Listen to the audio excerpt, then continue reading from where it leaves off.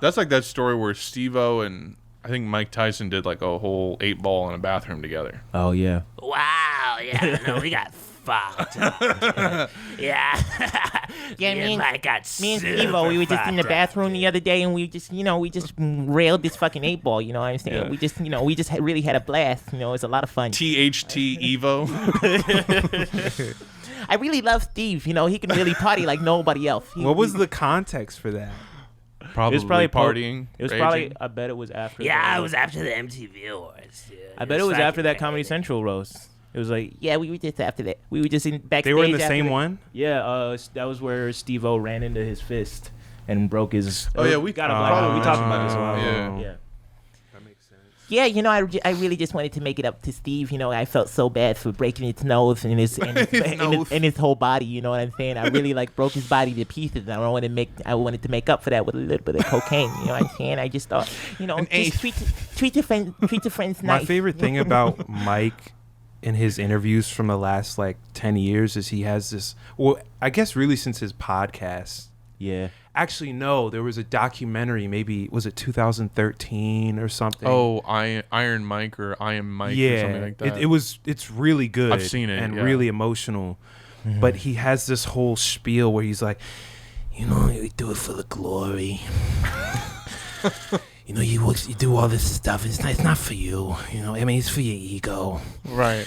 You know, you're doing all these different things. It's really, you know, it will destroy any man. You know, you think you're a conqueror. You think you're really just gonna conquer every man that's on the planet. And you have to be in that mindset. You know, it's not good. You know, and that's why I'm trying to work through it. You know, because the glory is just it'll do things to you. I love how he's inevitably like from Glory Brownsville. Like you can just hear it in his Glory voice. boys. Yeah, right. Glory boys. Just do it for the glory. Chief Keef. I didn't listen to him at first because his name's so hard to say. Yeah. Thief. I can't do it. Yeah, I love how he's like more scared of himself than anyone on earth. Like Right. he's like, Yeah, I'm not scared of no me. No, I'm scared It's of. like this. It's I'm fucking scared. nothing. I'm It doesn't mean anything. I'm scared. they're like Mike, scared your of this. heavyweight championship belt. I mean, some not people never accomplish this. And I'm he's not like, scared of no man. You know what I'm afraid of? I'm afraid of this right here. Yeah. That's what I'm afraid of. Because when you do it for the glory, it was just the glory. Yeah. I just like saying glory in Mike Tyson's voice. It's something cathartic about saying glory like that. I'm just afraid of what I could become. You know what I mean? I'm just, you know, I've had dark times before, and I'm just really afraid of going back to that. You know what I'm saying? That's why I do a quarter of mushrooms every day. yeah. He says some real shit though. He's smoke just some fever. powerful. That Boozy interview is one of the greatest things I've ever seen. Like Boosie Boozy Badass. You've never seen that? with Mike Tyson. Yes. Oh, I've never seen that. I wait, don't I've seen even clips from want that, I think. to. I don't want to give a play-by-play for Sure. it. It is like a movie, and I'm not saying on some funny shit. Right. And I know for a fact it's not this deep for Mike, but there's a part of this almost like anti-patriarchal bent to how he's approaching this conversation with Boozy, because Boozy's coming in Right. on Boosie's being tough. Boozy, Yeah, being I do himself, remember that. and Mike just is in a gentle and like graceful way interrogating toxic Right. masculine Yeah. I mean, ideas. if there's anyone to do that and immediately get Yeah. respect from everyone, Right. I mean, he's because he's probably been at the the most like he's probably the most masculine, powerful warrior of the last. No, but Yeah, I I think mean, they he's, even you know- talk about homophobia. You know, they like do, they do. I remember in that. in the conversation, and he's, you know, why would you do that? Why would you? It's your child. It's your kid.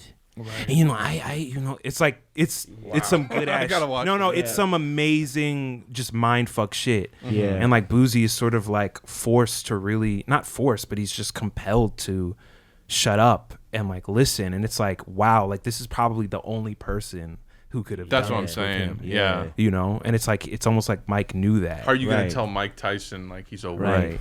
wimp? yeah, you right. know? Boozy, sit down. Like, can you? I'm like, I'm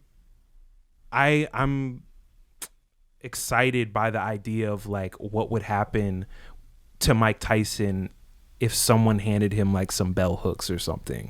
Oh yeah. Like if he just went, if he kept going a little bit, because he's still toxic as fuck. Like he still has. Oh yeah, It's a part of me. I can't shake it. It's in me. You know. So he's aware of it. He talks about it at that level, but like to really like unpack. Right. Imagine like what a legacy.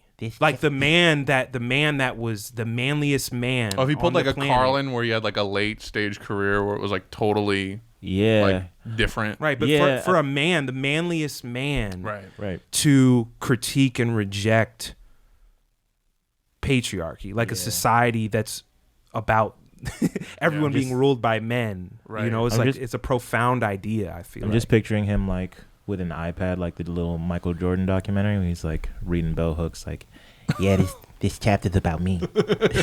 This adds up. This one, yeah. Yeah. No, I remember this. Little glasses on. yeah, Yeah, that would Like be little crazy. I thing. mean, he will to some degree still leave that legacy. It sounds like. I mean, Yeah, his message is that this glory, like all the shit you were just saying to be funny, but it, you know.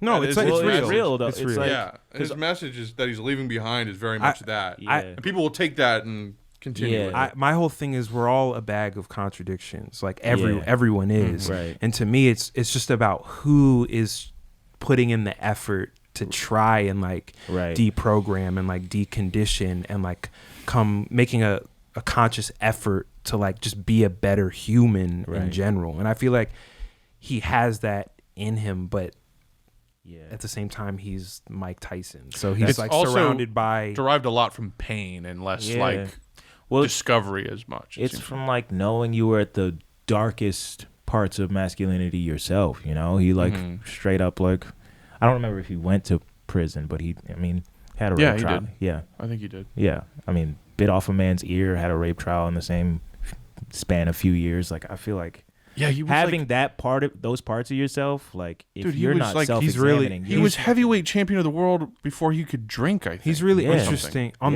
the rape thing. It's really interesting because I mean it's pure cringe, like some of the if you watch some of the interviews he's had on that, because he still claims that he didn't rape anyone, but then he simultaneously says, he said in this one interview that I stumbled on like in this last year, like he said like I didn't do it. He said two wild things.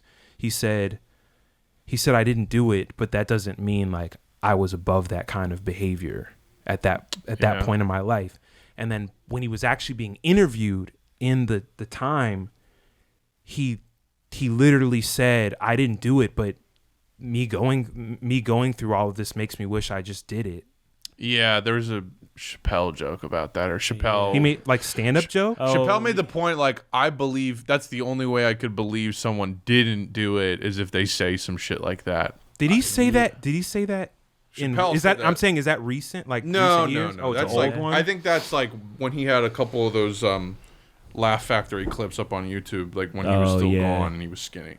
Oh. Where he talks about that was Kramer. like 2013, 14 Chappelle, like very rare Chappelle. That was still skinny Chappelle. Yeah, Yeah. which was funny. He was funny back then. Yeah, that clip was great. He was like, Yeah, I found out I'm like 80% or 20% black and 80% comedian. Because when Kramer was up here fucking up, Kramer was up here fucking up, out loud, I was like, man, fuck this man. But then to myself, I was like, you'll get him next time, Kramer. Yeah, he's like having a bad set. You having a bad set? But Yeah, yeah, that was a good no. clip. To what Tyson was saying though, like, yeah, I mean, But that's to the leg. there's a lot of pain and problems there.